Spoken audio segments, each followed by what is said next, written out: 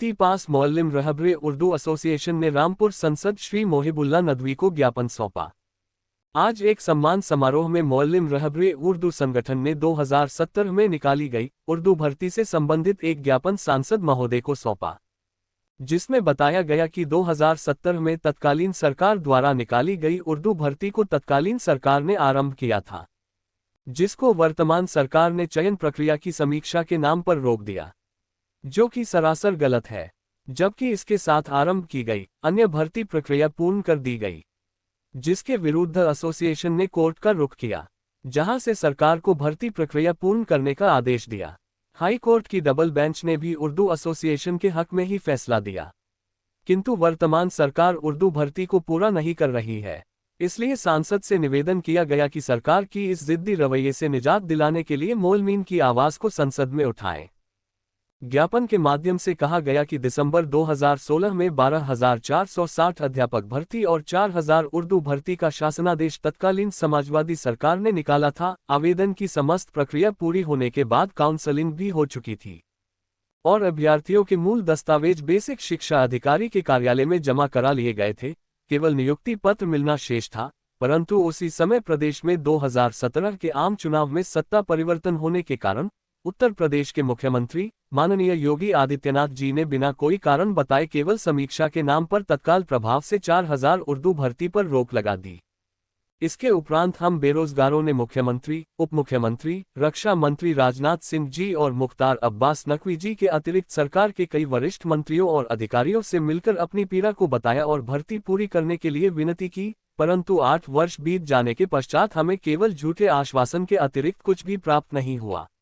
जबकि 12,460 अध्यापक भर्ती को पूरा कर दिया। सरकार द्वारा कोई सकारात्मक कदम न उठाने के कारण बेरोजगारों ने उच्च न्यायालय का दरवाजा खटखटाया और माननीय उच्च न्यायालय की सिंगल बेंच ने 3 नवंबर 2017 को बेरोजगारों के पक्ष में फैसला सुनाते हुए सरकार को 2 महीने में भर्ती पूरी करने का आदेश दिया, परंतु सरकार ने इस आदेश को नहीं माना और उच्च न्यायालय की डबल बेंच में इस आदेश को चुनौती देते हुए याचिका दायर कर दी, परंतु माननीय उच्च न्यायालय की डबल बेंच ने भी सिंगल बेंच के आदेश को सही मानते हुए 12 अप्रैल 2018 को 2 महीने में भर्ती पूरी करने का आदेश उत्तर प्रदेश सरकार को दिया।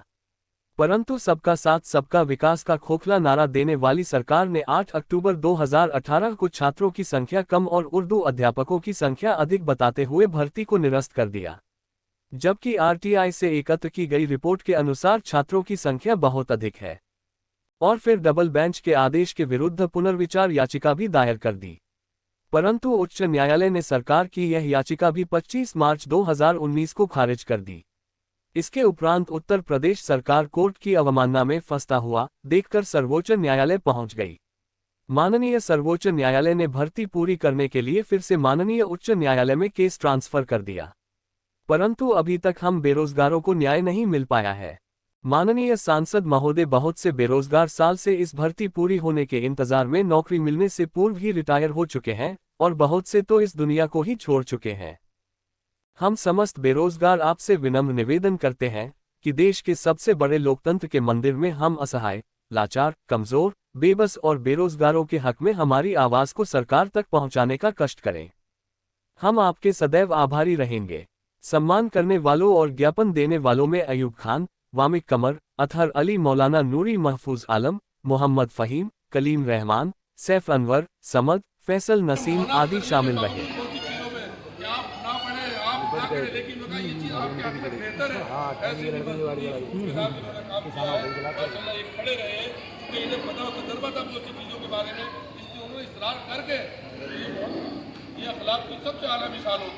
भाई महबूब साहब ने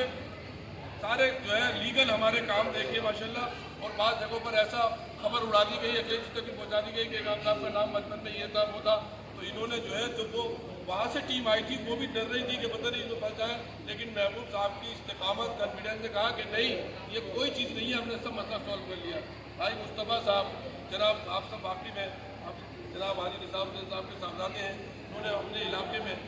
जो बदर मंडी का इलाका उसमें घर घर जाकर हमारा तारुफ कराया। भाई नूरी साहब आपने जो है वो शहर और जितने भी शहर के इलाके थे, भाई मुन्ना साहब की हिदायत पर सब जो है हजरात के जो है वो सब लोग जो यहाँ यहाँ नहीं आ सके हैं, मौलाना असलम साहब खासतौर पर उन्होंने बहुत मेहनत की, सारे आइम्मा किराम ने, सारे जो है खानकाहों के जिम्मेदारों ने और तमाम ही हर बिरादरी हर हर धर्म के लोगों ने मिलकर के एक समझिए कि नफरत से आज़ादी की लड़ाई लड़ी, नफरत से मोहब्बत के लिए लड़ाई लड़ी, उसमें एक कामयाबी इंशाल्लाह मिली है। और आगे भी इंशाल्लाह जो इलेक्शन आने वाले हैं उसमें भी इंशाल्लाह कामयाबी